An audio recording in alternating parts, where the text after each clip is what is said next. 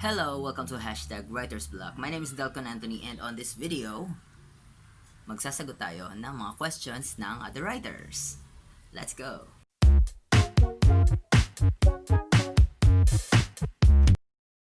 Before we begin, kung hindi ka pa nakasubscribe, hit that subscribe button and i-hit mo na din yung bell sa katabi nun, notification bell yun, para hindi ka nahuhuli pag nag-upload ako ng videos. And yeah, let's begin. So, I asked for some questions sa mga other writers kung ano yung mga gusto nilang itanong, and here are some of it, mga, I don't know, 5, 6. We're gonna answer some of their questions, and yeah, we'll begin with the first one. So, let's read it. Galing kay Suzanne Aristocratics. Ang ganda ng pangalan. So, ang tanong niya is, paano pong ibabalanse yung pagde-describe na hindi nagiging info dumping? Wow, first question, ang ganda agad. So, isa sa mga nagiging problema ng other writers ang pag-info dump sa isang chapter na i-discuss niya lahat ng ginawa sa world building. So, usually, ang pag-info dumping is connected sa mga binuo mo nung nasa process ka ng world building. Kasi, kagaya to nung last video ko, nung other video about synopsis, lalagay ko na lang dyan yung video kung gusto nyo panoodin. As a writer, sa tingin natin, lahat ng ginawa natin, every letter, every word is very important. So, we tend to not, hindi limitahan. Alam mo yun, para sa atin, lahat ng word na yun kailangan isama, kailangan mabasa ng mga tao. When in fact, sa world building, almost 75% of it ay hindi napapasama talaga or hindi talaga kailangan para dun sa ating story na ginagawa. So, to limit your info dumping and to balance your pagde-describe, you ask yourself, kapag ba tinanggal mo itong information na ito sa chapter, makakasurvive ba yung chapter? Maitatawid mo ba yung message? Maitatawid mo ba yung plot, yung gusto mong iparating dun sa mga readers mo? Kung ang sagot is yes, kung makakasurvive yung chapter mo without that information, scratch it. Alis mo yung info na yun.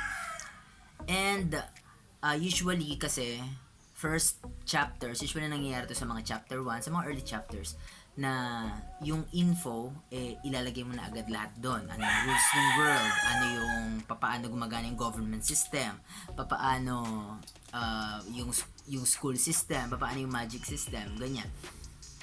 Don't do that. Kailangan yung information ng world is nag-grow din yung sa knowledge ng readers as the story goes. So, ano ibig sabihin dito?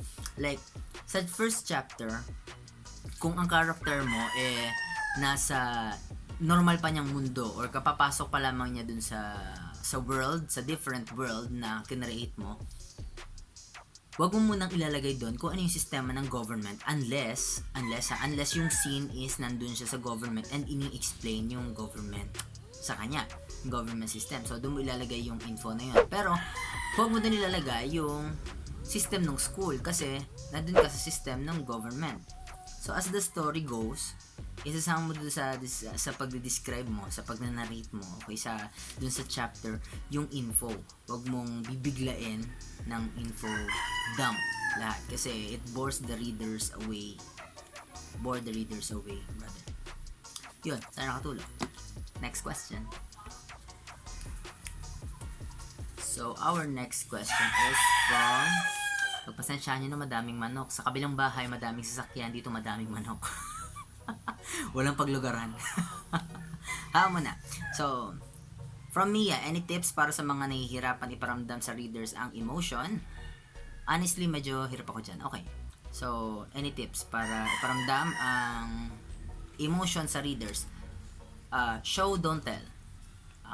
Yan. Kasi pag you tell, walang emotions na kasama doon. Halimbawa, papaano natin sabihin walang emotions na kasama doon? Ito, usually example, mag-best friend. Yan, Juan and Pedro, again, para hindi natin nahihirapan sa pangalan. So, mag-best friend sila. Don't tell the readers na sila ay mag-best friend at hindi sila halos mapaglayo. Don't tell them that kasi wala yung emosyon. 'Di ba? Walang emosyon na naka-attach doon. Ang gawin mo, show them. Paano mo i-show sa kanila na mag-best friend talaga sila? Make a scene na si Pedro kailangan ng tulong and si Juan hindi niya maiwanan si Pedro. Hindi niya kayang hindi tulungan si Pedro. Bigyan mo si Pedro ng problema, like kunyari nasa isang marketplace sila, tapos si Pedro napaaway, nabalitaan ni Juan, si Juan may importanteng ginagawa pero binabaan niya yung importante niya ginagawa para puntahan si Pedro at tulungan. So that's how you show them na mag best friend talaga sila. Kung si Pedro ay namumblema sa kanyang pinansyal na mundo na problema, tinulungan siya ni Juan kahit hirapan si Juan. So that's how you show how caring si Juan kay Pedro. So may emotions na kasama doon kasi magiging attached din yung readers, mapapaano sila, grabe, ang bait-bait ni Juan. O pag ano sila, so may emotion. So that's how you show emotion, how you impart emotion dun sa readers. Show, don't tell. Next question is from Nick Nideros. Ang gaganda ng pangalan niyo. Tips for realism. So, realism. Okay, ano ba yung realism? Realism is, I think ang realism, when we say realism is, it's about portraying what is real. Or kung ano talaga nangyayari dito, na malayo sa fiction or sa fictionist camera. So, how do you show readers, or how do you write effective realism? So, what is realism? Pwedeng, ang realism is nasa fantasy, pwedeng nasa sci-fi, pwedeng nasa kung saan. So, when we say realism, nagmi-mirror siya kung ano nangyayari sa tunay na buhay. So, when you want to write a great realism, okay, para makapagsulat ka ng great na realism is, you have to observe well what is around you. Like, sa tao, ano bang yung ano sa tingin mo yung gagawin ng tunay na tao sa ganitong scene? Halimbawa, kunyari ang story mo is fantasy or say action, ganyan. Tapos, yung kaibigan niya namatay sa battlefield, sa isang duel, kunyari, tapos namatay yung kaibigan niya. Now, real people, ang tunay na tao is, hindi siya lalapit dun sa bangkay, luluhod, at sisigaw ng no! Walang ganon. So, it's a type of realism na din, di ba? Kasi yung realidad ng emosyon or na ipapakita ng tao, ng character mo is yung talagang nangyayari sa tunay na buhay. Hindi siya melodramatic, di ba? Or you can write an effective literary realism is with proper data, proper research, no, with the right data. So you need to research well kung nangyari ba talaga itong pangyayari nito. Halimbawa, pag nagsusulat ka ng merong magkakaibang ethnic groups, di ba? You research well kung anong talaga yung treatment dun sa particular na ethnic group na ito. Nung mga panahon na yon, nung mga say 1800s, ano talaga yung treatment sa kanila, paano nagbago, kasi that's vital to with realism. Kailangan yung nakalagay doon sa sinusulat mo is real, talaga nasasalamin sa tunay na mundo, yung problema sa tunay na mundo, yung nangyayari sa tunay na mundo. So that's realism. Observe well, research well. Yun. Sana nakatulong. Next question is from Jovelyn Penalosa Aguirre. How to write a full English story. You write a full English story by writing it. Yun, by writing it. Sulat mo. Pero ito yung sinasabi ko, pag ang English or ang English language is not your strongest suit, then don't write it. Magsulat ka ng Tagalog. Pag hindi mo talagang master ang pagsusulat ng English, hindi mo pa master ang pagsusulat ng English, start with Tagalog, then proceed to Taglish. And then when you master it na, yung structure ng story, yung structure ng kung paano mo dadalhin yung dialogues, kung paano yung narration, then you go with English. Practice makes perfect. So, if you want to write English, yun. Sulat mo. If you fail, then you fail. Keep it. Learn from it. Kapag nag-fail ka, sa tingin mo, pangit yung ginawa mo, nakagawa ka ng isang hindi kagandahang English story, then, tanong mo sarili mo, bakit siya hindi maganda? And when you answer that question, bakit siya hindi maganda, you will know what to do. Diba? Alam mo na kung ano yung problema, alam mo na kung hindi maganda. So, papraktisin mo na kung paano mo mapapaganda. Anong gagawin mo para gumanda yung story mo. So, that's what you're gonna do. So, if you want to write an English story, English novel, write one. Next question. This next question is from Samira Savea Surreal. Paano mo po gagawin talagang nakakainis yung isang kontrabida? Okay. Sa bagay nga naman, pag nagawa ka ng story and yung kontrabida is lame, konti magbabasa nun. Walang masyadong makakarelate dun sa kontrabida mo. Wala masyadong maiinis. So, ibig sabihin, pangit yung kontrabida. Isa yun sa mga dapat pinapaganda kasi. Isa sa dapat may pinakang strong personality is yung kontrabida. Si protagonist and si antagonist. Dapat sila yung may pinakang malakas na personality dyan. So, papaano mo gagawing nakakainis si villain, si antagonist, si kontrabida? So, you make a villain na nakakainis kapag nakakainis siya. Teka, para ko magpapaliwanag. So, ganito yan.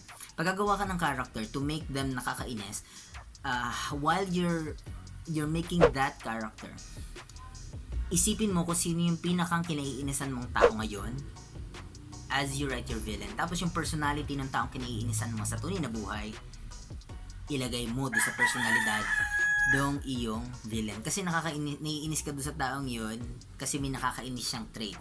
So, yung personality, yung trait niyang yun, ilagay mo doon sa villain. So, ano pa pwede mong gawin while you're that's in your story? Habang sinusulat mo yung story mo, paano si kontrabida magiging nakakainis? So, meron tayo mga sub-problems sa stories, yung mga mini problems na hindi yung pinakang big picture na kailangan mo talagang isolve sa story. Merong mga mini problems. So, fail that problems. Diba? Crush it down. Diba? Squish it till it die. And have your villain crush it. Yung mga tipong masosolve na ni bida yung problem, tapos dalhin mo bigla si kontrabida para hadlangan yon every single time. Yun, may inis sila sa villain mo. Or kill some of your protagonist, some of your supporting role characters. Kill some of them and use the villain to kill them. And hindi dahil may dahilan, or sige, may dahilan kasi lahat naman ng pinapatay dapat na character sa story is supposed to be, dapat meron talaga siyang reason kung bakit siya tinanggal sa story, kung bakit siya pinatay. So, pwedeng magkaroon siya ng meaning for the protagonist, pero ang gawin mong reason ng villain kung bakit niya pinatay yung supporting character, yung friend ng protagonist, is just to exercise his power. Let your villain kill the best friend because he can. Yun lang yung rason niya, because he can. Para mag-exercise, para lang ipakita niyo na kaya niya, na ito yung kaya niyang gawin, na para paluhodin si protagonist. Yeah, yun. I think this is the last question for this video. So, last question is from Christine Joy Villegas. Saan ka po nagbablog? Kung ang tanong mo ay saang place ako nagbablog, sa bahay ko. Kung ang tanong mo ay anong camera ang gamit ko, cellphone ko. Kung ang tanong mo is saan ako nag-edit, Adobe Premiere. So, yeah. Yun. So, that's it for this vlog. Sa mga gusto pa magtanong, sa mga may gusto ding itanong, you can comment down below sa mga gusto nyong itanong sa akin. We'll try to answer that. Pinabasa ko yung lahat and we'll try to answer that sa next Q&A video ng hashtag Writer's Block. Kung hindi ka pa nakasubscribe, subscribe ka na, pindutin mo yung subscribe button and pindutin mo yung notification bell para hindi ka nahuli every time I post a video. I post daily sa channel na ito. My name is Delcon Anthony. By the way, kung hindi pa kilala, meron ako mga social media accounts. You can follow me there. You can like my page, Facebook page. You can follow me on Twitter. You can follow me on Instagram. And, of course, you can follow me on Wattpad. Although, wala pa akong story doon kasi inalis ko. Again and again, pinapaliwanag ko siya. I don't know why. So, yeah, follow me on Wattpad and abangan nyo yung story ko, Magicana and the Forbidden Magic. Abangan nyo yan. And, yeah, follow me there. So that's it for this video. What you gonna do? Watch my next video. Bye.